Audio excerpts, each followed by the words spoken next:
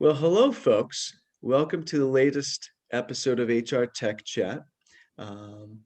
We have a very special guest with us today, Mitch Zenger, who is the founder of Synctrics and also a member of the 360 Insights Global Executive Advisory Council. Welcome, Mitch. Thank you. Thanks for the invitation to join and looking forward to our conversation today. Yeah, absolutely.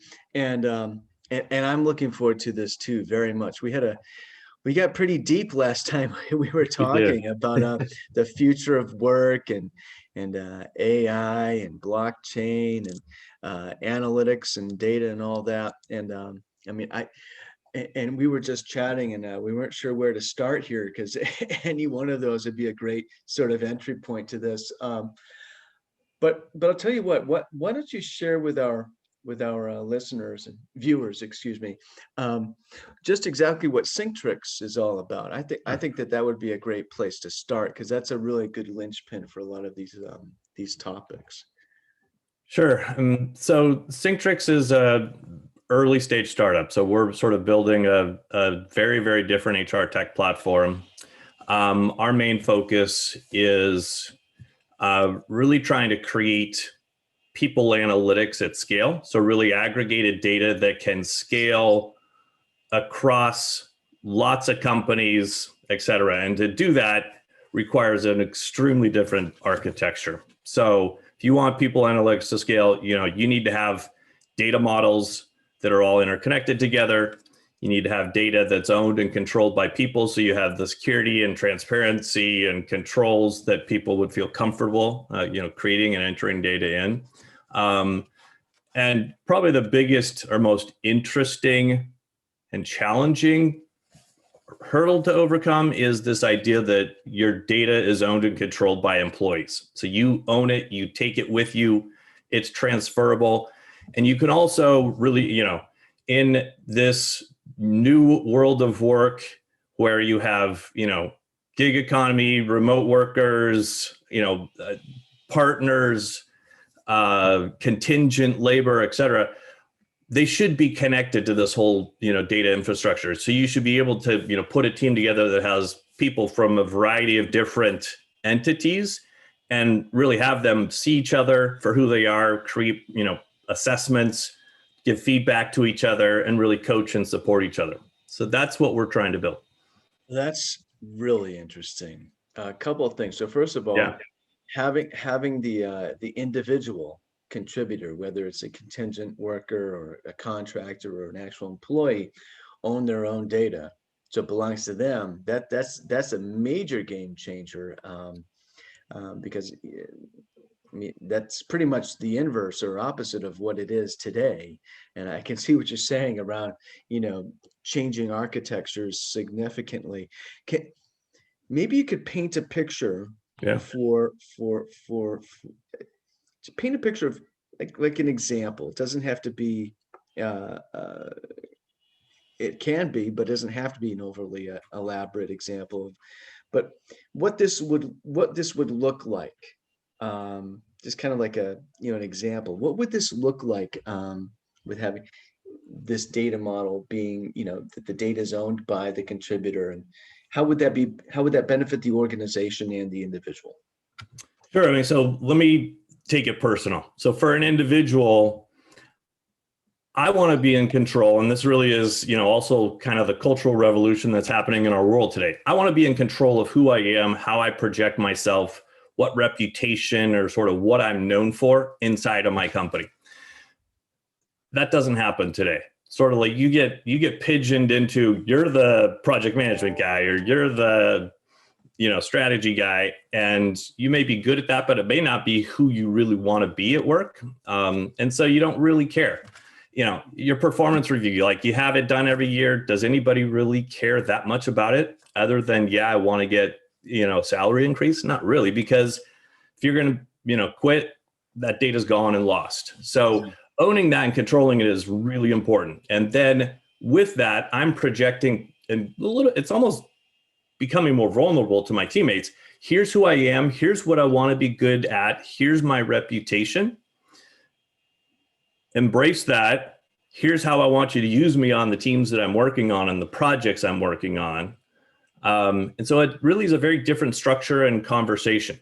And then from an employer point of view, employers are not, we're moving out of this command and control architecture inside of companies. It's really about how do we support our people? How do we encourage them to learn and develop and grow? And there's all this, skills development activity that's going on in our world today.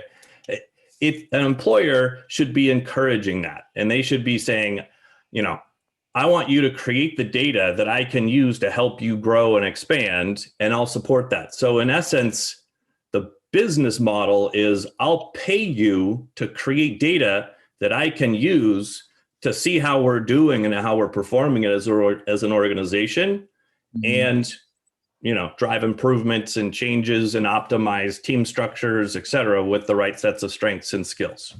The other sort of narrative I would share with you is these processes should all be interconnected.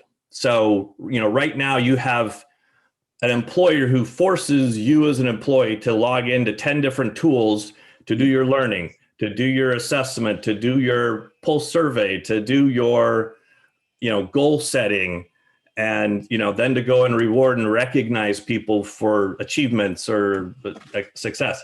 That's crazy. And it's, it's cumbersome, it's complex. Nobody really likes that UI. So in the world of, digital, everything sort of being connected together, it really should be one login, one platform. I go to one place to really see a feed of, here's the goals I'm working on. Here's the feedback I've given. Here's the recognition people gave to me. Oh, I should recognize that person for those kinds of skills and strengths. Here's a learning thing I could be, doing. It should all be the same and on the same platform and connected together with the same data structures and stuff like that. Right. And of course that would greatly facilitate this ownership of the data, which that complete paradigm shift in terms of the ownership of the data. What you're talking about is makes me think about some of this future of work stuff that's been coming up around a shift in talent acquisition and how we view that too, right? There's a I don't want to get too far ahead of ourselves right now, but there's a lot of human sort of there's that human element in talent acquisition and in the determination of what somebody is good at and what they're known for what how they're utilized at the employer because of what they're known to be good or perceived to be good at, what they perceive themselves to be good at, right, or what they're pigeonholed as. And what you seem to be talking about is a transformation or I'll say transformation or of that, or taking it, kind of putting it on its head, right? Putting it on its head, because what we're talking about is how are we actually utilizing employees as best we can? And is it, and this hadn't occurred to me, is it because of the data models? Is it partially attributable to the limitations of the data models that we've sort of boxed ourselves into over several decades time? I mean, do you think that that's part of it? It's absolutely it. You hit the nail on the head. Like the data models, because HR has been separated in all these different functional areas, nobody's really trying to create a data model that connects the learning development with the, compensation, with the, OKRs or, the goal setting solutions, connected to high potential employees and the leadership succession planning. They're all like different groups doing stuff, and they think of data very differently, but it should come together. I mean, in the world of today, the reason why Google and Facebook are so successful is they can take massive amount of data from all these different sources, piece it together, and they know what you're going to buy next week before you actually even began to thought about what you're going to buy next week, just because of all the intelligence they have. We should be doing the same with HR data. And that only comes when it's connected. It's like on the recruiting side, like I love all these surveys. They're great, but I need to have somebody who's an expert in DISC or in Myers-Briggs or whatever, you know, tool you use to interpret that so I can actually use it to help me. It should be the opposite. I should be the consumer of it. I should interpret it. I should know it. And I should be the one that could, you know, say, I need this type of strength or profile to come into my team to help me on the change management or the human dynamics of this project to make us successful. What I'm wondering is, I'm thinking about, okay, so let me just share what I'm thinking, and you tell me if it's you know, if this is well, let me just share. So we have there's just a slew of best of breed, or we'll just call them point solution, needed point solutions in this space, right? You know, there's a bunch of specialists will come in and say, and they'll come in and pipe in just for scheduling, right? And some are AI based, or I think it's really machine learning based, but anyway, or you'll have somebody come in and say, you know, you want the best of breed payroll processing software, right? And you have and the rest of your HCM suite may be from one other provider, or maybe you have 3 providers and the third is for your learning and performance specifically, right? How do you see, how do I put this? What is the path from this sort of, you know, existing reality to this new reality, to this future reality, near future reality, that's so much more beneficial to the organization and the employee and the contributor, sort of mutually? Like, what's the path to get there?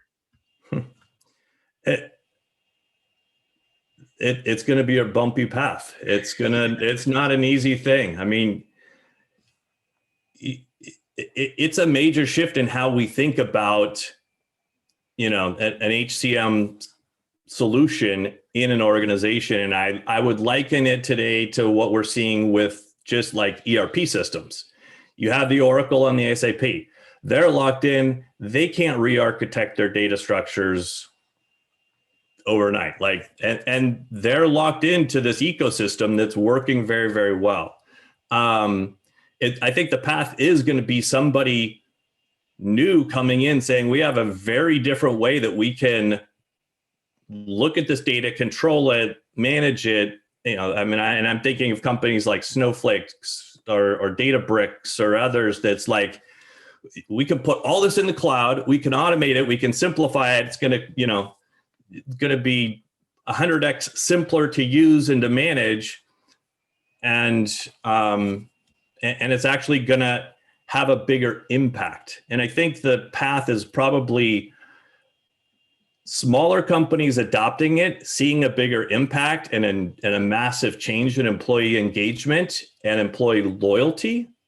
That's going to then drive, wow, I want this to scale and grow and expand. I don't think it's going to be a big company unless they've got a really forward thinking, you know, chief people officer.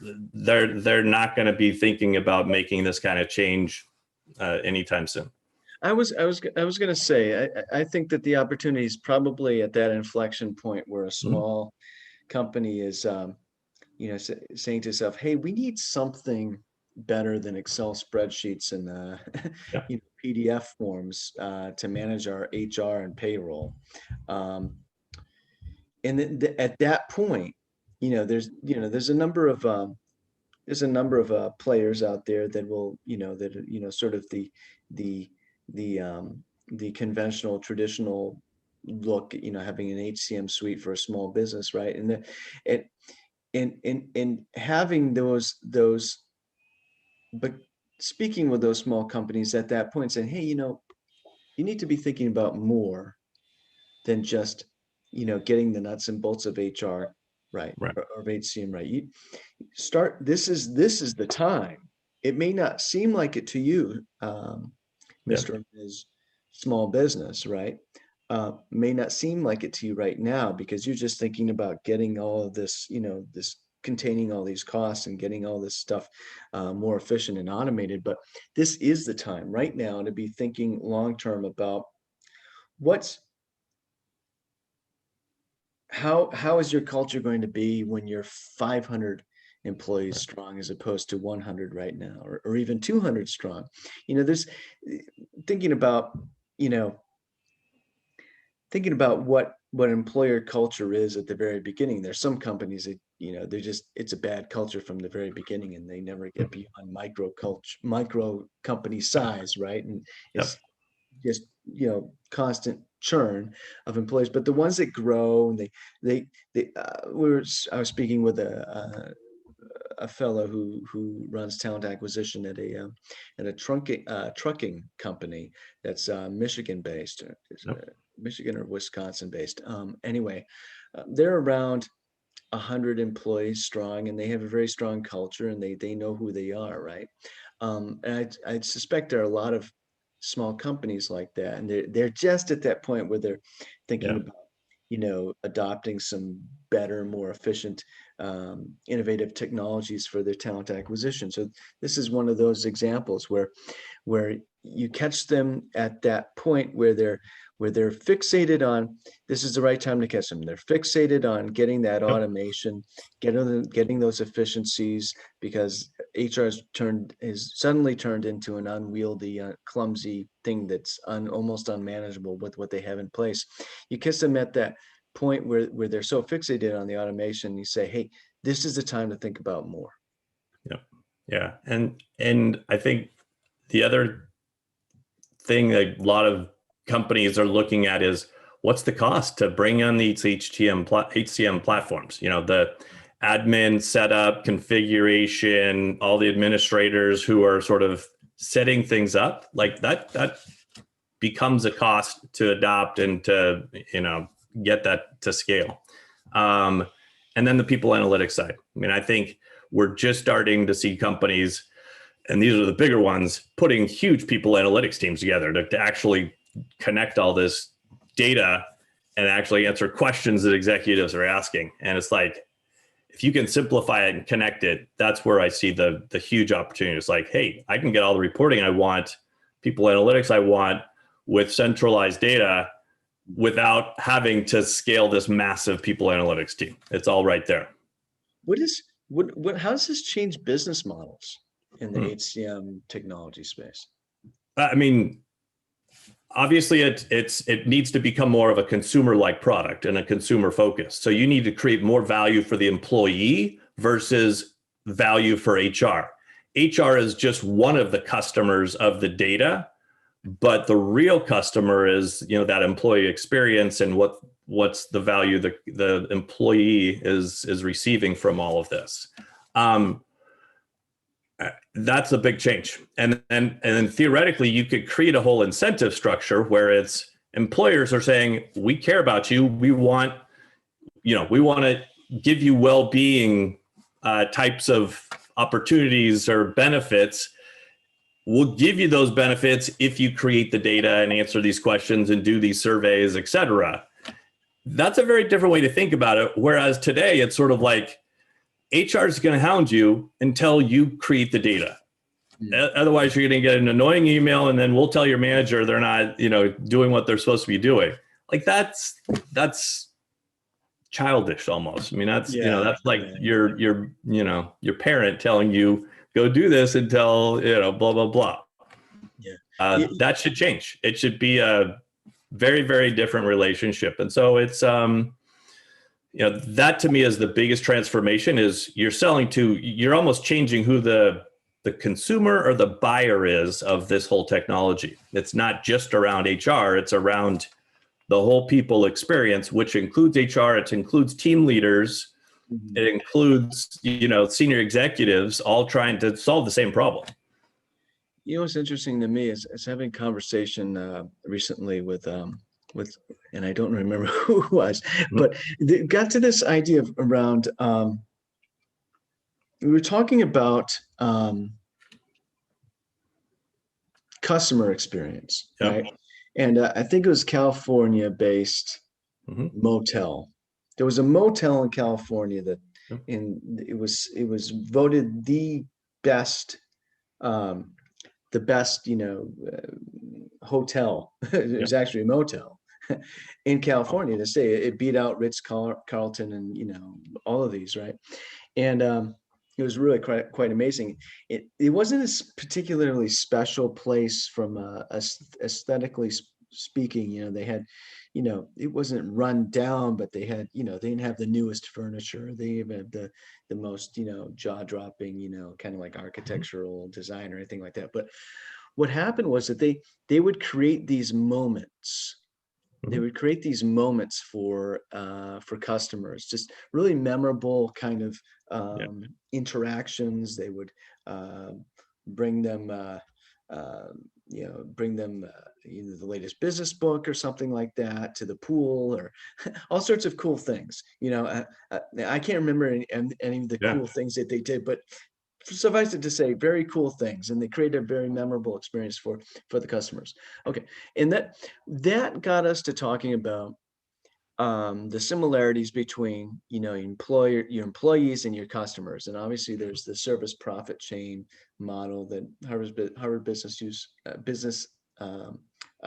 Review speaks of, right? Around, if your floor associates are happy and engaged, your customers will be happy and engaged and keep coming back. Okay, I'm gonna get to the point soon, trust me. So the point is that you can create those moments for customers, right? Yep. But I recall another conversation I had with another fellow, Australian-based psychometrics company, actually, around, okay, employer culture or improving employee engagement. It's not about offering, putting a foosball in the rec room, foosball table, or having pizza and beer, or pizza and soda on Friday, right? I was talking with another a woman on our council around that also. She calls it the HR, sort of the campfire girls, right? Yeah. And he and I, we talked about, pizza and beer on Friday. That's not culture. I mean, that's a great thing. It's nice for you to do for your employees, but so what you're talking about here around the employees owning their own data, that to me is a major way to just sort of like a fundamental way to improve that employee experience. It's almost, it's intrinsic. Yeah. It's just, that's it right there. The intrinsic motivation to do this versus being forced on you. And I look at it as like, right now, sort of we're in the traditional command and control architecture of a company, like it's forcing things to get done, going, down the food chain. And then we're almost building a competition among employees, and all of our compensation, high potential classifications, all of the 9-box, whatever you want to use, is basically we're trying to tell our employees, you're competing with each other, and whoever, wins gets to move up. That creates competition amongst your employees, which then is a horrible experience. If you change that to try to say, we're trying to create teams and we're trying to create those experiences where you understand each other and you support each other. And it's almost this realization, if I support you and you support me, we're going to make the company successful, and it's going to help both of us, or it's going to help both of us and the company. And our systems don't do that right now. Our systems create competition. It's just the nature of, we created that 100 years. We created the systems 100 years ago, and the technology and the methodology hasn't changed really. We're starting to talk about human motivation, actually, which is that's so. there's this thing called it's called ERG theory. It was developed by this guy. Um, uh, I don't just like know this forever. I learned about it very recently. I don't want listeners to think, Yeah. he's all the knowledge. But it's learned about it recently. We've all heard of Maslow's. Most of us heard of Maslow's hierarchy of needs, which is super interesting. And it's I forget what the hierarchies are now off the top of my head. I'm having a mind cramp, but the lower ones have to do with just survival. I got to find my food and water, and I need shelter. Whether it's a shanty or whatever, right? I'm thinking about the cave people, hunter gatherers way back, right? But today it's a house, or and then as you move up it, you get into ideas of like self-esteem and communicate, interaction, and way up at the top is self-actualization, which is interesting. And the idea in that is that you have to go through each one, move up. You can't think about self-actualization until you got your survival needs and all that kind of stuff figured out. Well, then Clayton Alderfer later said, you know what, we can consolidate this, synthesize it into just 3 areas: existence, relatedness, and growth. All right. And it seems to me, and the idea around ERG theory is that you can, like from a human motivational standpoint in the workplace, any person can be thinking about all 3 of those things, 3 things at the same time. So you don't have to figure out your existence before you can start thinking about relatedness or growth, right? You can do all 3 of them at the same time. So where I'm going with this is, you talked about people competing against each other on quote unquote teams, right? And how that's really sort of detrimental to organizational success. Right. It can be, right? I can think of some areas where it can, help Oregon, some business models, right, where it might help. But the whole point is that that's just focused on existence. That's just existence. How much money I'm going to make. Right. There's no relatedness or growth in there. No, exactly.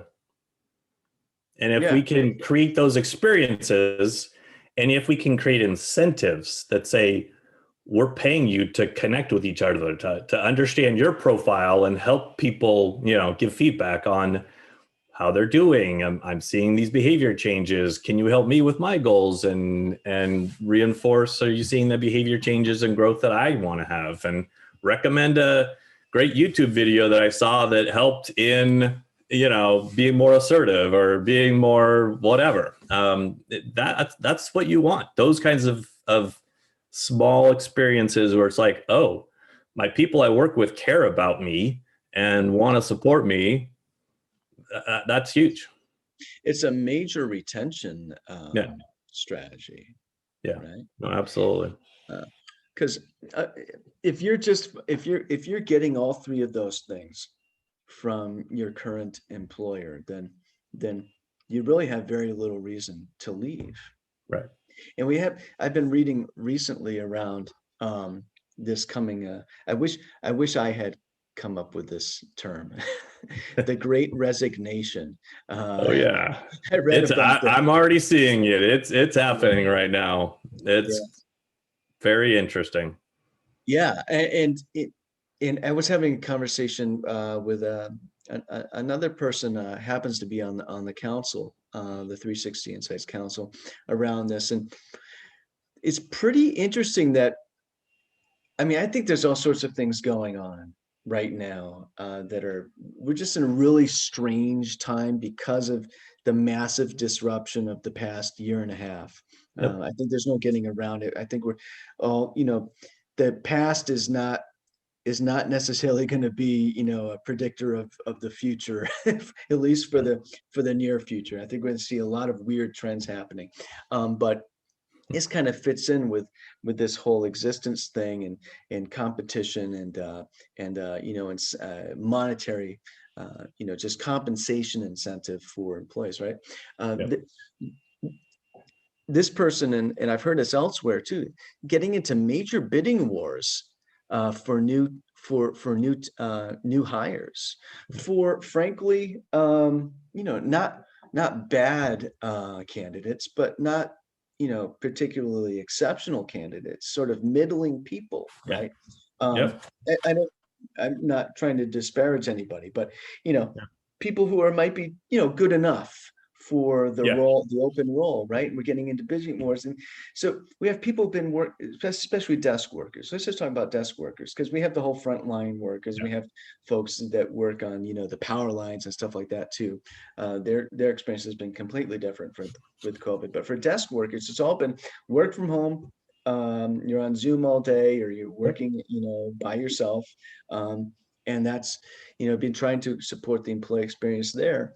A lot of people aren't really getting that interaction or that socialization that they normally get face to face with their coworkers at wherever they work. And so what's interesting is they're kind of reverting back to just focusing on existence. Well, I'm not really, if I'm going to be working from home and I can, then I'm going to, angle for as much pay as I possibly can. And that's interesting. And what's interesting about it too, Mitch, is that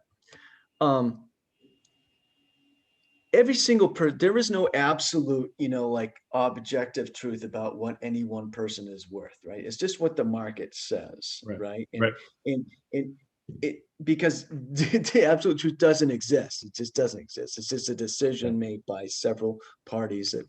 So you think about the fact that some of these folks that are, they're good enough for these roles, getting paid, getting into bidding wars to get them. That's a huge cost. I mean, there's actually, I would love to see I don't know how you would do this, but measure the ROI after the fact of this situation, these major bidding wars. And did these companies actually get what they paid for, and what was the loss? Well, we actually received in what we paid. It's going to be interesting. I mean, I think if you watch the trends of there's going to be more opportunities, more jobs out there, and we're actually going to hit this inflection point where there's not enough people, and more people retiring, not enough new people entering the workforce, and the bidding war is just going to get bigger and bigger. And if you have nothing to sort of say our culture is better, or the way we support you and educate you, and our environment's better, it's just going to be a bidding war, and it will continue to be that way. It might be more cost effective for employers to invest in some of these, major sort of transformational, fundamental changes in the employee experience,